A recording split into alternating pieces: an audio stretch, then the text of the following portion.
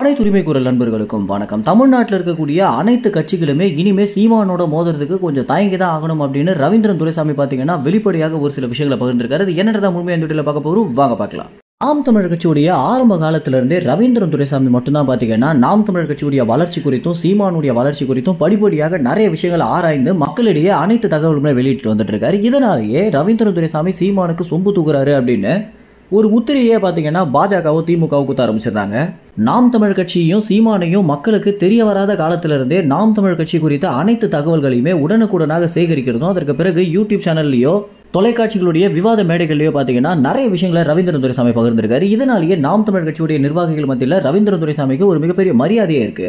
இப்படி இருக்கும்போது தான் நாம் தமிழ் கட்சியுடைய வளர்ச்சி அப்படின்றது திமுகவுடைய ஆட்சிக்கு பிறகு ஒரு பெரிய அசுரத்தனமான வளர்ச்சியாக மாறி ஆரம்பத்திலிருந்து ரவீந்திரன் துரைசாமி சொன்ன நிறைய நேர்காணல்கள் பார்த்தீங்கன்னா அந்த ஒரு தருணத்தில் ட்ரெண்டாக மாற ஆரம்பிச்சிருந்தது. அதற்கு பிறகு நிறைய நேர்காணல்களில் ரவீந்திரன் துரைசாமி என்ன சொல்ல ஆரம்பிச்சிருக்காரு அப்படின்னா, 2011 காலகட்டத்திலிருந்து இப்போ வரைக்கும் சீமானுடைய வளர்ச்சியை நான் அணுவாக சேகரித்து வச்சிருக்கேன் அப்படின்னா, ஒரு 1% வாக்கு வங்கி வாங்கும் போதும் சரி, 7% வாக்கு வங்கி வாங்கும் போதும் சரி, அவர் வாங்க போறாரு, என்ன சதவீதம் வாங்க போறாரு அப்படின்றது வரைக்குமே நான் நேர்காணலில் பகிர்ந்திருக்கேன்.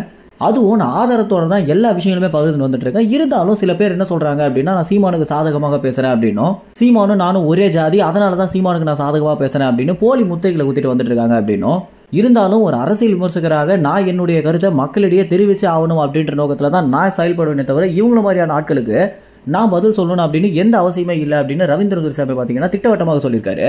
இப்படி ஏகப்பட்ட விமர்சனங்கள் இருக்கும் போதும் தற்போது ரவீந்திரன் துரைசாமி என்ன சொல்லியிருக்காரு அப்படின்னா, தமிழ்நாட்டில் இருக்கக்கூடிய அனைத்து கட்சிகளுமே நாம் தமிழ் கட்சி 3வது பெரிய கட்சியாக மாறினதிலிருந்தே சீமானோட மோதுறதுக்கு சற்று தாங்கிட்டு தான் வந்துட்டு இருக்காங்க அப்படின்னும், இது இன்னும் நிலைக்க தான் போகுது அப்படின்னும். ஏன்னா நாம் தமிழ் கட்சி போன வருடம் மே மாதம் நடந்த இணை எழுச்சி பொதுக்கூட்டத்திலே சீமான் என்ன சொல்லியிருந்தாரு அப்படின்னா, தமிழ்நாடு முழுக்க சுற்றுப்பயணம் மேற்கொள்ள போறேன் அப்படின்னும், நம்மளுடைய இலக்கு 24 தேர்தலில் 1 கோடி வாக்கு வாங்கணும் அப்படின்றதா தான் இருக்கணும் அப்படின்னு சீமான் அவர்கள் பார்த்தீங்கன்னா கடந்த 1 ஆண்டுகளாக வேலை செஞ்சுட்டு வந்துட்டு இருக்காரு அப்படின்னும், இதனுடைய ஒரு பலனாக தான் தற்போது சீமானுக்கு பார்த்தீங்கன்னா டெல்டா பகுதிகளில் சாதகமாக மாறினதும், அதற்கு பிறகு தமிழ்நாட்டில் முக்கியமான நிறைய மாவட்டங்களில் பெண்களுடைய ஓட்டு சீமானுக்கு தான் அப்படின்னு நிறைய கருத்து கணிப்பு தகவல்கள் பார்த்தீங்கன்னா சொல்லிட்டு வந்துட்டு இருக்கு அப்படின்னும், இந்த மாதிரி எல்லா விஷயங்களுமே சீமானுக்கு சாதகமாக முடியுது அப்படின்னா நிச்சயமாக அவருடைய இலக்கான 1 கோடி வாக்கை இந்த தேர்தலில் அவர் வாங்க தான் போறாரு அப்படின்றத ரவீந்திரன் துரைசாமி பார்த்தீங்கன்னா நிறைய கருத்து கணிப்பு ஆதாரங்களோட வெளியிட்டிருக்காரு.